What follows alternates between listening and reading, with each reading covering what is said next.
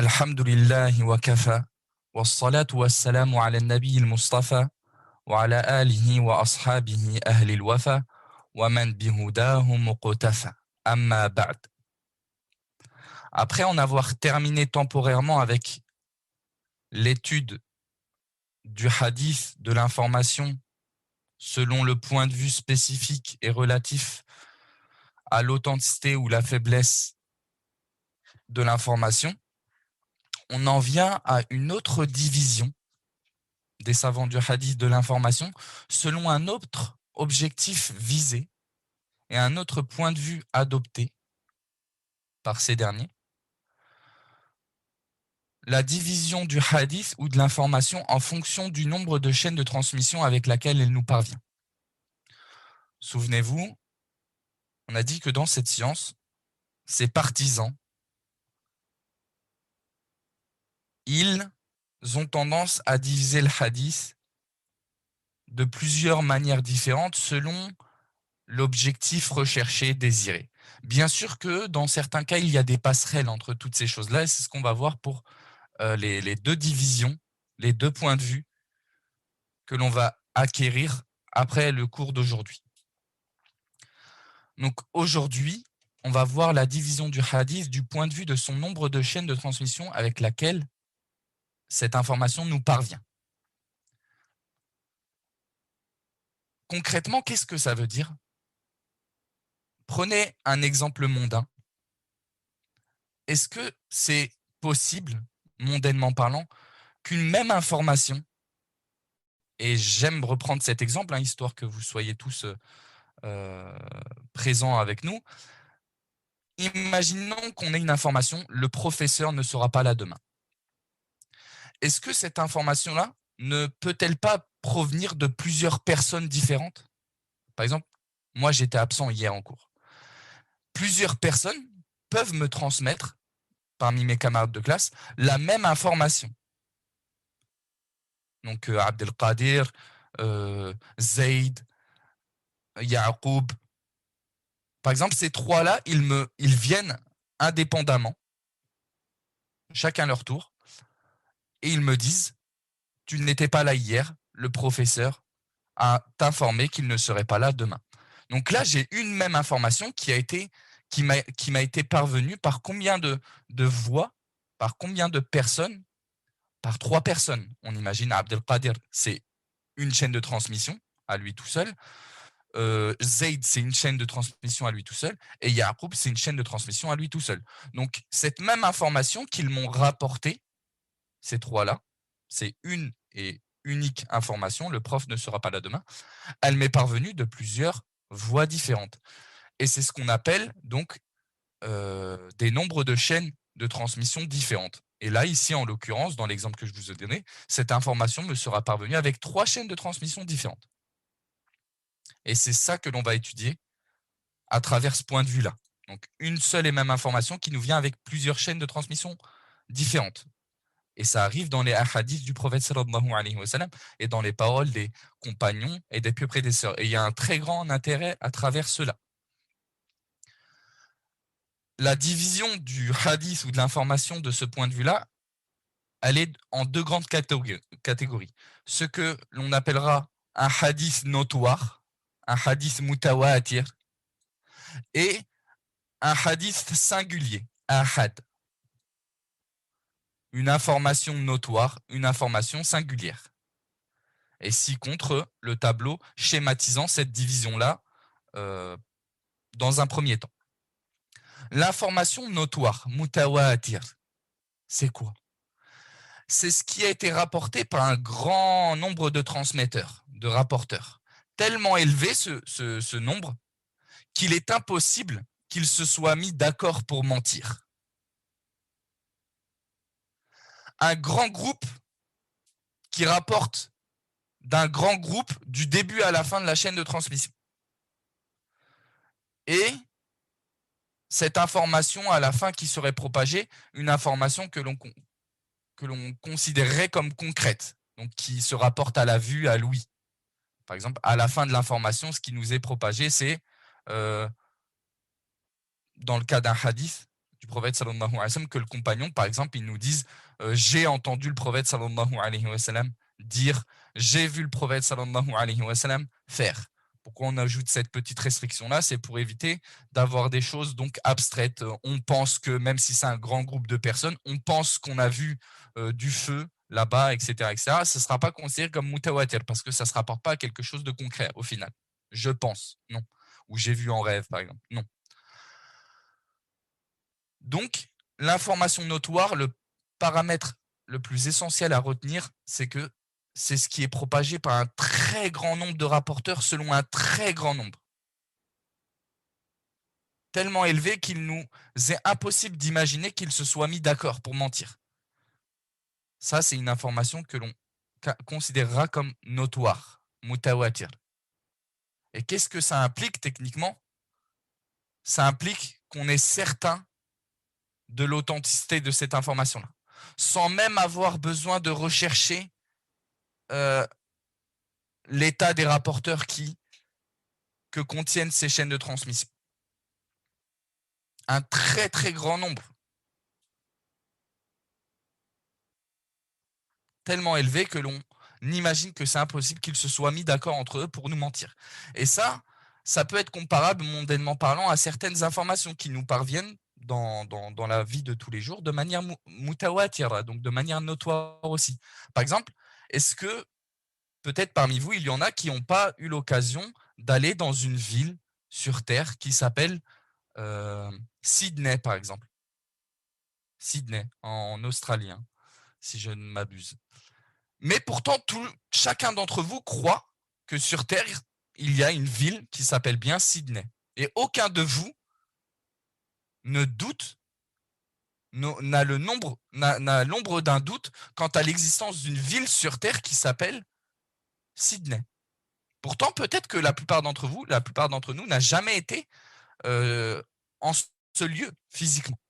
Pourquoi? Parce que un nombre de chaînes de transmission indénombrables vous a rapporté que sur Terre, il y a bien une ville qui s'appelle Sydney, par exemple, ou une ville qui s'appelle Boston aux États-Unis, ou une ville qui s'appelle Marseille, dans le sud de la France, pour ceux qui ne sont pas de là-bas.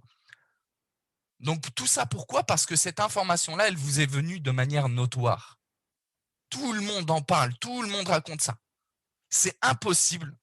En fait, techniquement, c'est comme si vous imaginez impossible que tout le monde sur Terre se soit mis d'accord entre eux pour dire « Ah, on va mentir à Abdelkader, on va lui faire croire qu'il y a une ville qui s'appelle Sydney sur Terre. » Non.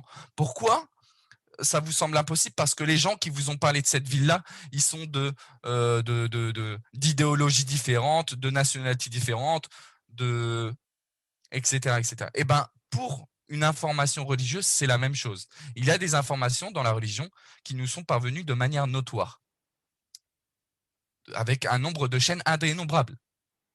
On a des gens d'Irak qui nous rapportent avec des chaînes de transmission que le prophète sallallahu alayhi wa sallam, il a dit ceci.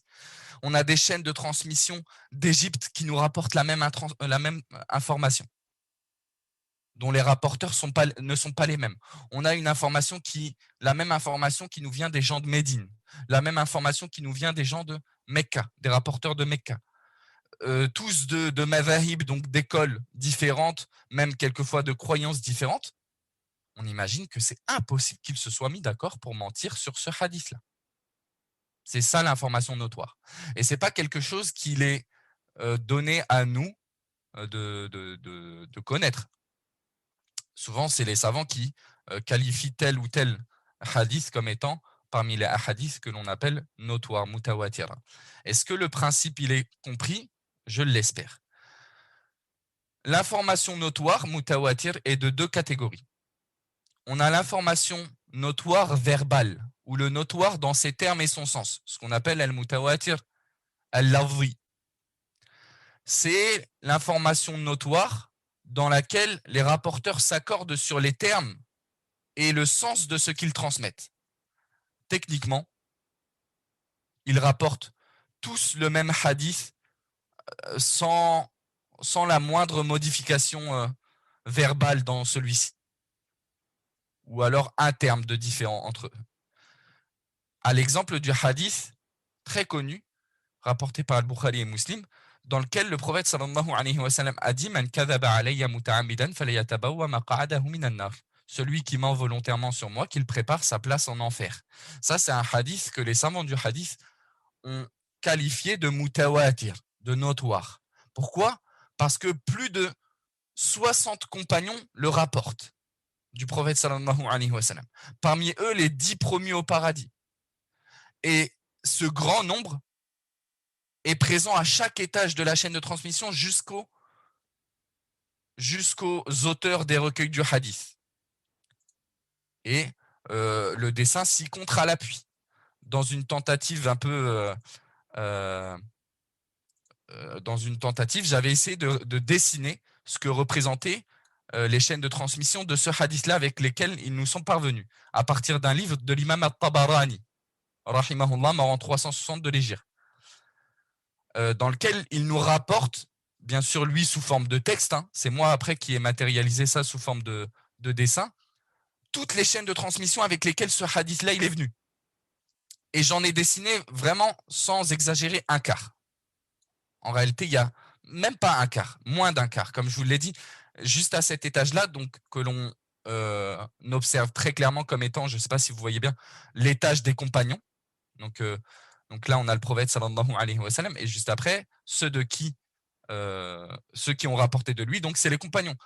Donc on a l'étage des compagnons. Juste à cet étage-là, dites-vous bien que, comme les savants l'ont précisé, on a déjà 60 compagnons qui l'ont rapporté de lui. Et après, à chaque étage, on a un chiffre aussi grand, si ce n'est plus grand, qu'il rapporte des compagnons. Et ensuite, à l'étage des suiveurs, on a un nombre encore bien plus imposant, etc., jusqu'au compilateur de hadith.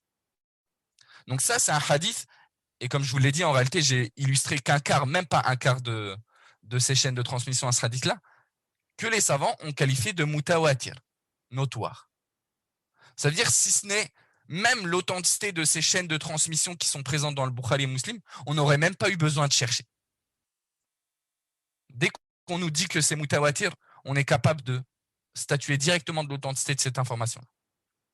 Et ça, c'est un exemple de hadith notoire verbal. C'est-à-dire, tous les rapporteurs, ils nous l'ont rapporté avec cette même formule du hadith. Cette même formule. Ils l'ont tous rapporté sous cette formule-là. Celui qui ment volontairement sur moi, qu'il prépare sa place en enfer. Certains, bien sûr, ils n'ont pas ajouté le terme volontairement, donc ils se sont contentés de dire celui qui ment sur moi, qu'il prépare sa place en enfer. Mais techniquement, c'est la même formule. Donc ça, c'est ce qu'on appelle un hadith notoire verbal. Si on peut essayer de donner une traduction à partir de l'arabe du terme mutawatir lafzi. Et ensuite, on a ce qu'on appelle le notoire sémantique, ou le notoire dans son sens seulement. Donc, c'est l'information dans laquelle les rapporteurs rapportent le même sens global, mais avec des termes qui diffèrent de l'un à l'autre. Exemple, et ça sera plus concrètement sur des sujets. Les hadiths sur l'intercession, le jour du jugement, sont des hadiths, c'est un sujet mutawatir. L'affirmation de l'intercession en faveur de ceux qui commettent des grands péchés, par exemple, c'est un sujet mutawatir, un sujet notoire. Si vous préférez, ce sera plus le sujet qui sera notoire. Les hadiths qui sont venus parler de l'essuyage sur les khuffayn, ce sont des hadiths mutawatir. Donc ce sujet-là, al-mash al-khuffayn, c'est un sujet notoire. On ne peut que l'affirmer. D'où le fait que certains l'ont même, pour d'autres raisons, l'ont même rentré dans les caractéristiques des adeptes de la sunna, mais pour une autre raison en réalité. Donc, par exemple, dans le sujet de l'essuyage sur ce qui se porte aux pieds, on aura des hadiths singuliers, donc qui ne sont pas notoires, comme on va le voir, mais, par exemple, on aura des hadiths quelquefois qui vont nous parler comment essuyer. On aura des hadiths, par exemple, qui vont nous dire pendant combien de temps vous pouvez essuyer sur vos chaussettes. On aura des hadiths qui vont nous parler, par exemple, d'autres choses dans le sujet de l'essuyage sur les chaussettes. Mais le sujet de l'essuyage sur les chaussettes, donc le caractère légiféré de l'essuyage sur les chaussettes, c'est un sujet qui est mutawatir. Si vous préférez, ici, il sera plus question du sujet qui sera mutawatir. Donc c'est ça le notoire sémantique. Et certains savants ont même regroupé des exemples de notoires verbaux et notoires sémantiques dans certains vers de poésie, comme le suivant Mimma tawatara hadithu man kadhab wa man bana lillahi baytan wahtasab wa ru'yatun shafa'atun wal hawlu wa mashu khuffaini wa hadha ba'du. Donc parmi les hadiths qui ont été rapportés de manière notoire, hadith ou man kadhab, le hadith, celui qui ment, c'est-à-dire celui qui ment volontairement sur moi, qu'il prépare sa place en enfer. Hadith notoire verbal. Waman bana lillahi baytan wahtasab. Le hadith, celui qui construit une maison en espérant la récompense. Référence au hadith notoire, celui qui construit une mosquée pour Allah subhanahu wa ta'ala en espérant la récompense. Allah subhanahu wa ta'ala lui construira une maison, une demeure au paradis. C'est un hadith notoire verbal, ça aussi. Wa ru'yatun. Même les hadiths qui sont venus parler de la vision des croyants de leur Seigneur le jour du jugement. C'est des hadiths, donc ça c'est un sujet notoire. On a un nombre de chaînes de transmission de hadiths indénombrables qui viennent affirmer que les croyants verront réellement leur Seigneur le jour du jugement. Le jour du jugement. Donc ça ne peut pas être renié, comme l'ont fait certaines sectes de l'islam, enfin s'affiliant à l'islam. Ça ne peut pas être renié parce que c'est rapporté de manière notoire. C'est indiscutable. C'est ça qui est voulu par cette forme de transmission. Tout comme le Coran, il a été transmis de manière mutawatir. Ça, c'est une connaissance intéressante à détenir. Le Coran, on ne peut douter de son authenticité parce qu'il a été rapporté de manière notoire à travers chaque époque. Depuis l'époque du prophète sallallahu alayhi wa sallam jusqu'à la nôtre, il a été mémorisé par un nombre incalculable de gens. À l'époque des compagnons déjà. Puis ils l'ont transmis à un nombre incalculable de suiveurs. Puis ainsi de suite jusqu'à nos jours. Pour ça, personne ne peut douter techniquement de l'authenticité du Coran, juste par ce fait-là, par le fait que sa transmission, elle a été faite de manière notoire. Celui qui essaierait de modifier ne serait-ce qu'un accent du Coran aujourd'hui, on se jetterait sur lui pour le reprendre. Et ça, vous le voyez très clairement pendant le Tarawih, par exemple. Walillahi alhamd. C'est une des causes qui a fait que cette religion-là, ce livre-là et cette religion de manière plus globale, on est certain qu'elle a été préservée. Quoi qu'il en soit. Donc voilà, dans ces vers de poésie, on a des sujets, des hadiths qui ont été rapportés de manière notoire, que certains savants ont vu intéressant de regrouper en quelques vers de poésie pour donner certains exemples. Donc maintenant, donc là on a ce tableau représentatif, hein, que le mutawatir se divise en deux, mutawatir verbal et sémantique, mutawatir lafzi et mutawatir ma'nawi. Ensuite, vient s'opposer à l'information rapportée de manière notoire, l'information que l'on considère comme étant singulière, ahad. Et il s'agit ici de tout ce qui n'aura pu être notoire. Tout ce qui n'aura pu atteindre le degré de notoire sera considéré de ce point de vue-là comme étant singulier. Et l'information singulière se divise elle-même en trois sous-catégories. On a, pour prendre l'exemple de hadith, hein, on a ce qu'on appelle le hadith mashhour, le hadith réputé, le hadith connu. C'est ce qui est rapporté avec trois chaînes de transmission ou plus, sans remplir les conditions du hadith notoire. Exemple, le hadith, le musulman est celui dont les musulmans sont à l'abri de sa langue et de sa main. Ce hadith-là, c'est un hadith que l'on appelle mashhour, réputé. Pas dans le sens linguistique du terme, hein, parce qu'il se peut que dans le sens linguistique, ce qui est connu n'est pas forcément... là, comprenez bien qu'on parle dans le jargon des savants du hadith. Donc un hadith peut être connu, mais faux, par exemple. Ça, c'est le côté linguistique.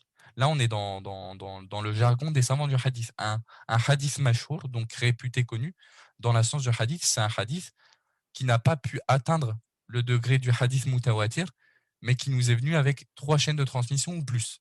Donc, si contre un exemple, hein, al-muslim man salim al-muslimuna min lisanihi wa yadi. Le musulman est celui dont les musulmans sont à l'abri de sa langue et de sa main. En essayant d'illustrer les chaînes de transmission avec lesquelles cette information-là, elle nous est venue du prophète sallallahu alayhi wa sallam, on en arrive grossièrement à ce schéma-là. Donc on voit qu'on a 5 chaînes de transmission qui nous rapportent cette information du prophète sallallahu alayhi wa sallam. Donc on a bien plus que 3. Mais plus que 3, mais qui n'a pas atteint le degré du hadith mutawatir. Quelqu'un il pourrait nous dire oui, mais bon, comment ça il n'a pas réuni les conditions du hadith mutawatir? Dans tous les cas, sache que ce chapitre-là, considérer ce qui est mutawatir et ce qui ne l'est pas, ça ne t'incombe pas à toi. Contente-toi de ce qui est parvenu des élites dans ce domaine-là, tu seras à l'abri. Parce qu'il se peut qu'un nombre de chaînes, il ait 5 chaînes de transmission, quelquefois il soit considéré comme mutawatir. C'est possible. Il n'y a pas de chiffre, selon l'avis le plus juste des savants du hadith, il n'y a pas de chiffre précis. Ça, c'est une information que je vais reciter à la fin du cours. Il n'y a pas de chiffre précis pour dire qui fait la scission entre ce qui est mutawatir, notoire, et ce qui ne l'est pas.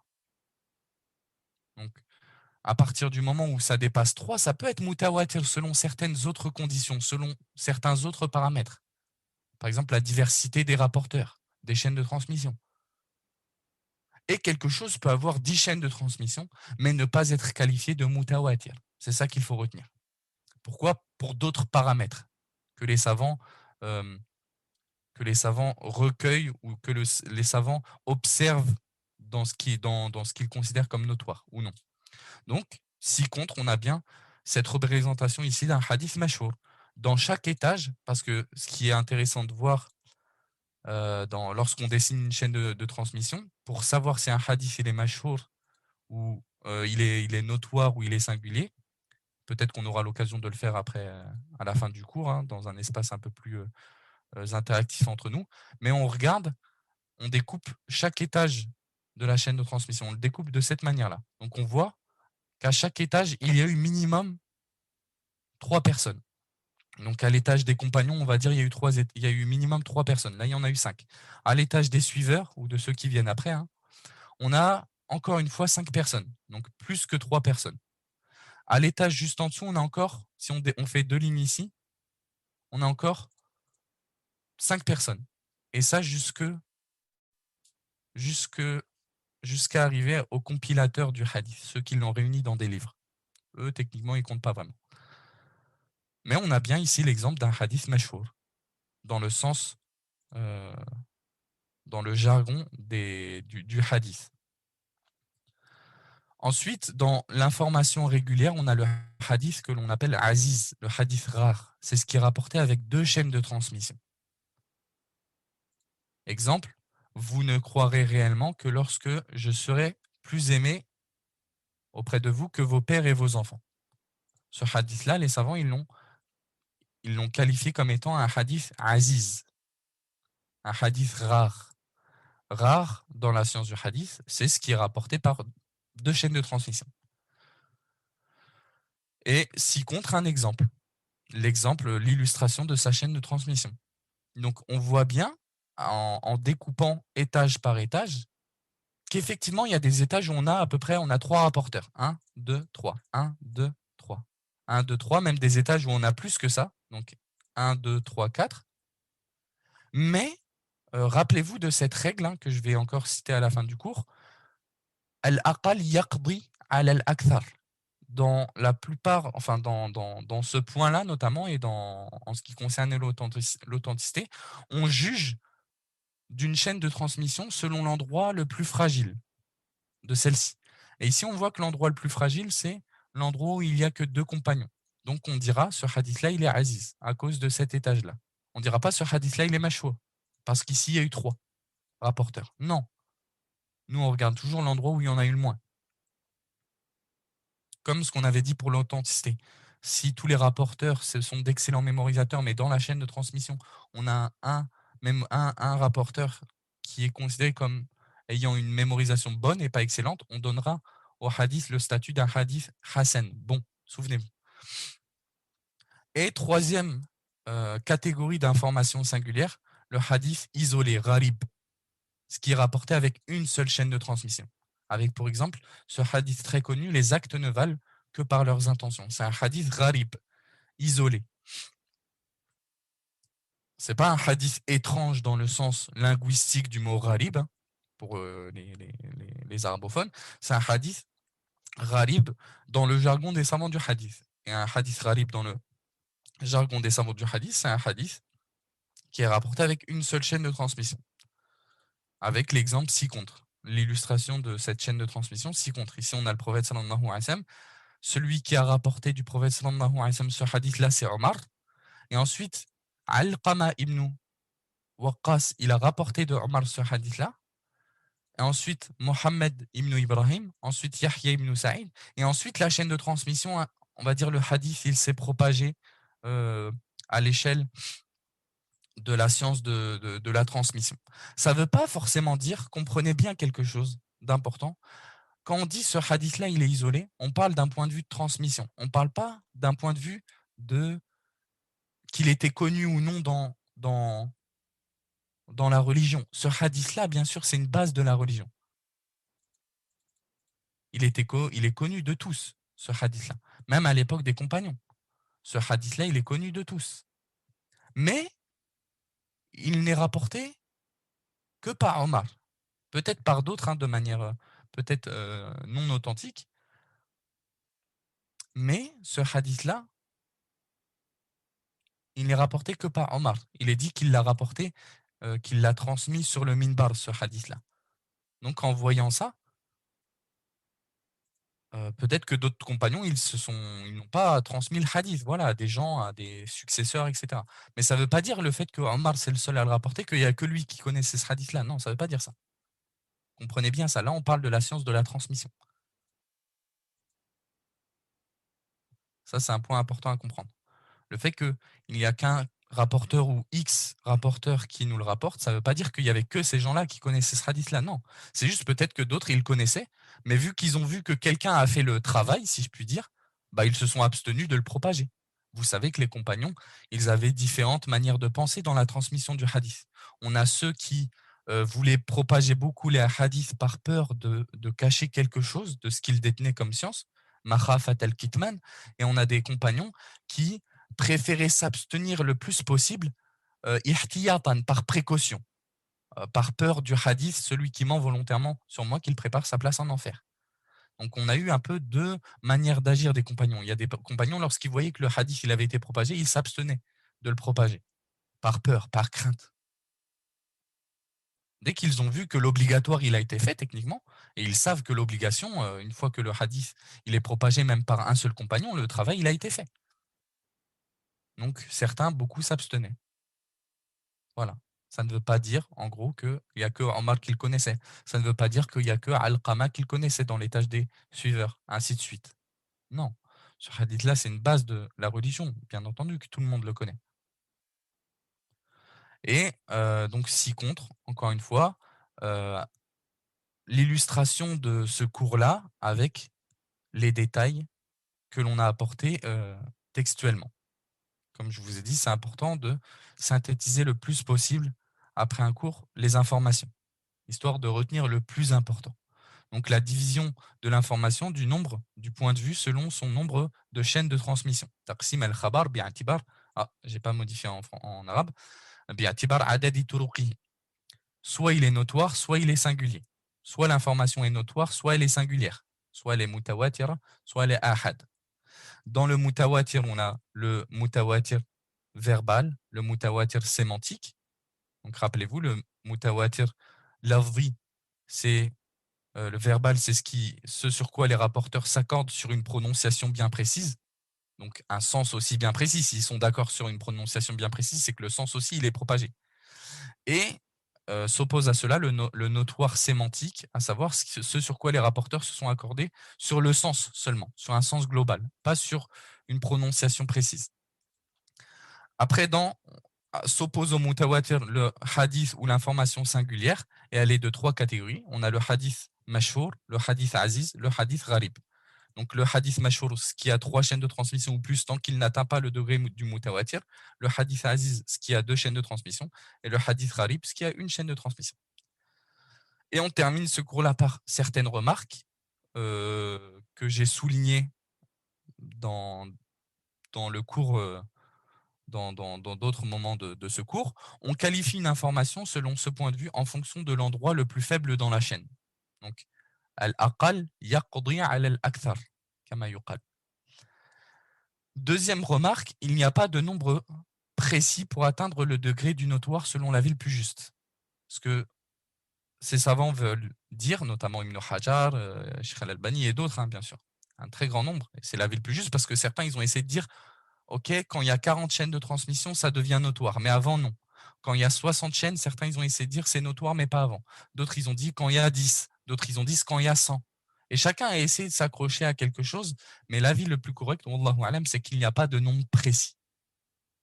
À partir du moment où ça dépasse 3, ça peut être qualifié comme étant notoire pour certains paramètres. Comme je l'ai dit, de toute façon, ce n'est pas de notre ressort à nous de le faire, bien sûr.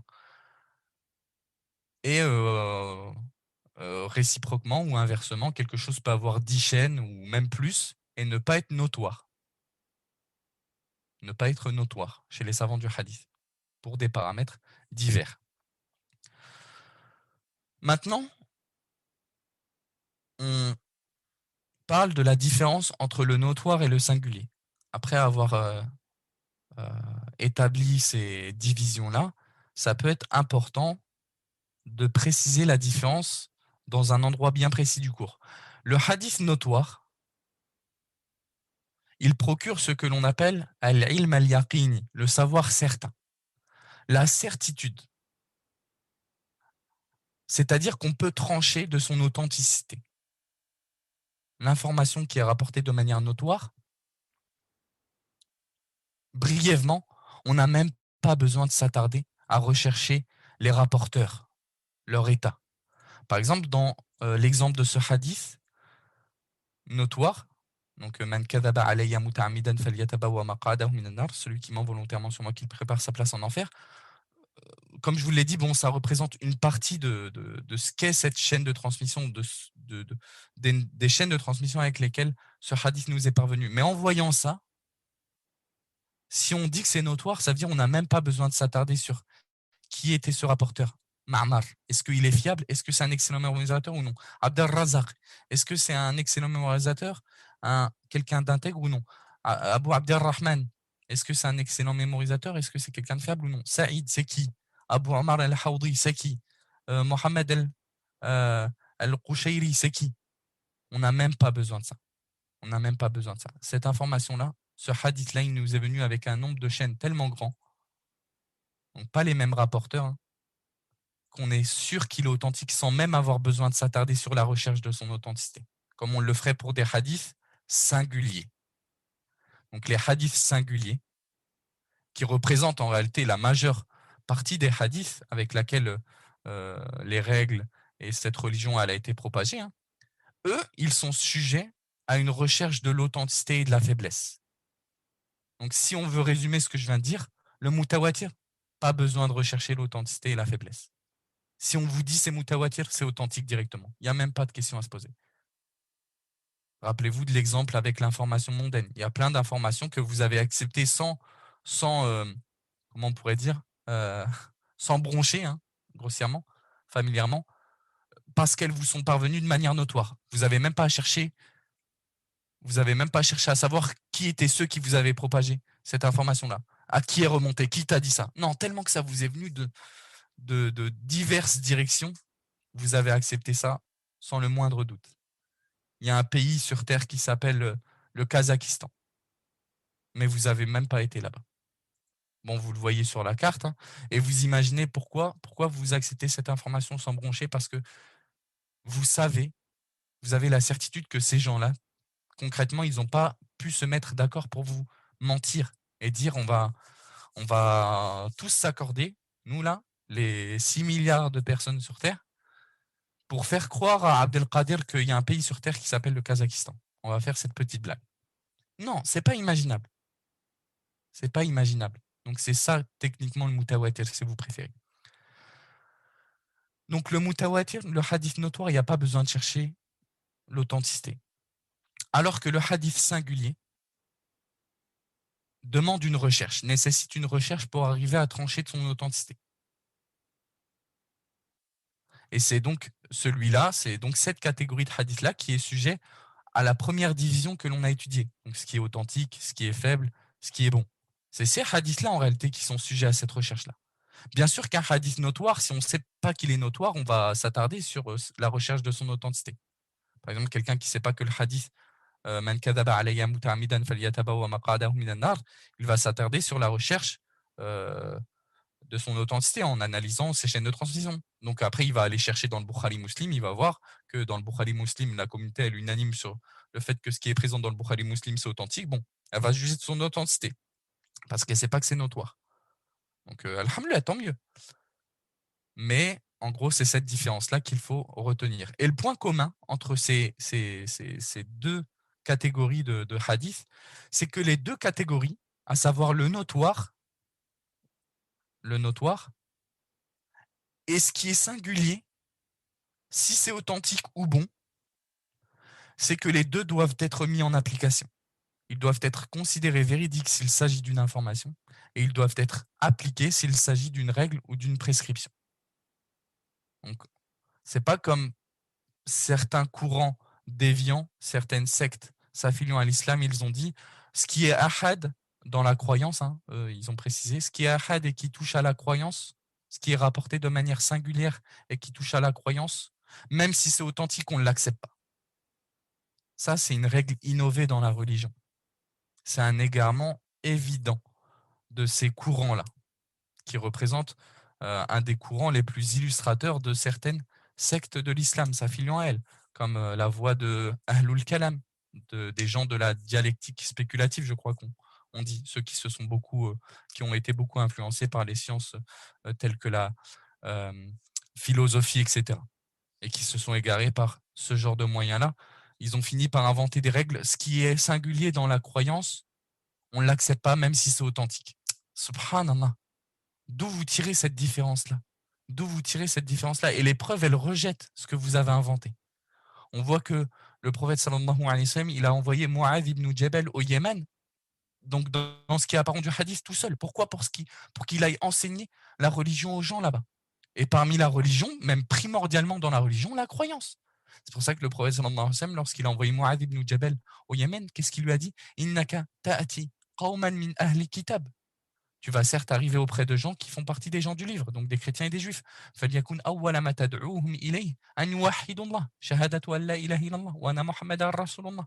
Qu'ils unifient Allah, dans une version rapportée par Muslim, et dans une autre version, qu'ils attestent que nulle divinité ne mérite d'être adorée en dehors d'Allah et que Mohammed est son messager. Donc techniquement, la croyance, premièrement, ce qui va enseigner Mu'adh à ces gens-là, c'est la croyance. Ce sur quoi leurs actes, ils ne peuvent être valides. Donc si cette religion-là, cette croyance, elle ne pouvait être acceptée d'une manière singulière, bah, le prophète sallallahu alayhi wa sallam, il aurait envoyé un nombre très grand pour aller enseigner l'islam aux gens dans ces contrées-là. Vous voyez, bon, c'est quelque chose d'assez subtil. Je vous fais juste un bref résumé des réfutations qu'on peut accorder à ces courants sectaires et égarés-là. Mais en gros, nous, ce qu'il faut retenir, c'est qu'à partir du moment où c'est authentique, même si c'est isolé, même si c'est venu avec une chaîne de transmission, c'est non négociable. C'est non négociable. Même si, bien entendu, que la certitude que vous procure une information qui vous est parvenue de manière notoire, c'est pas la même qu'une information qui vous est parvenue d'une manière isolée.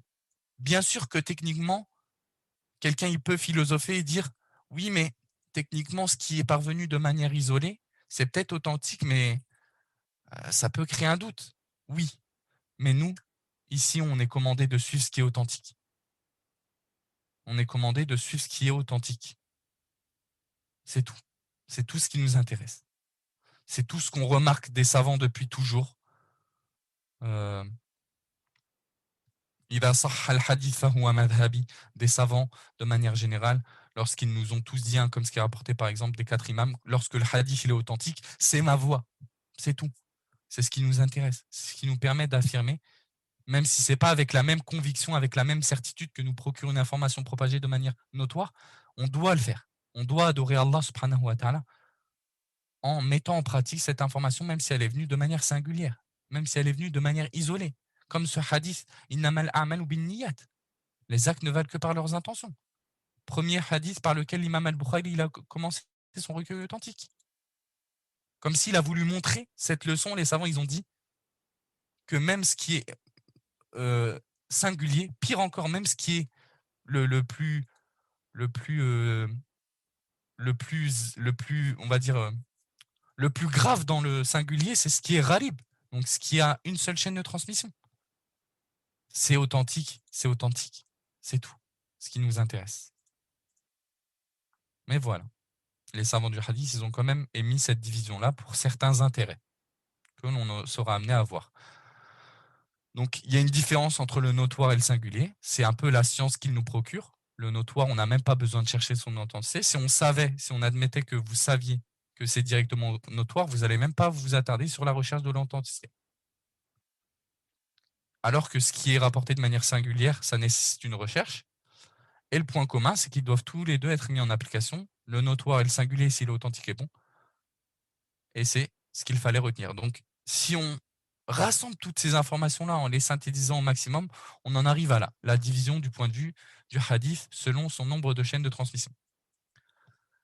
On a le notoire, on a le singulier. Dans le notoire, on a ces divisions-là, intéressantes.